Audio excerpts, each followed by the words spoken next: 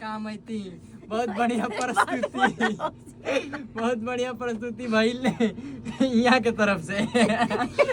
चलिए नमस्ते प्रणाम आप सबके, और हम बानी मंत्रा स्टूडियो से दीपक दिलकश, और हमारे साथ बहुत ही प्यारी सिंगर बिंदु श्री जी, और हमारे प्यारे भाई गोधर आनंद, जो कि अल्फा का बात है। बोलो भाई, बोलो सब आप लोग का प्यार है और आप खुद को एंटरटेन कीजिए। बताइए कैसा लगा वीडियो हम लोग का, बताइए कैसा लगा वीडियो, लाइक कमेंट और फॉलो करिए। रिक्वेस्ट में बोल। रिक्वेस्ट है, हालांकि मेरा दूसरा बात है। चलिए तो आप सब बताइए कैसा लगा वीडियो हम लोग का ये, और आप सब कहाँ से देख रहे हैं ये सब भी बताइए, और जो प्यार आशीर्वाद देते आ रहे हैं उसके लिए फिर से तहे दिल से धन्यवाद आप सबको, और जो प्यार आशीर्वाद दीजिएगा उसके लिए भी धन्यवाद आप सबको फिर से। तो चलिए फिर मिलते हैं हम लोग दूसरे वीडियो में, तब तक के लिए नमस्ते।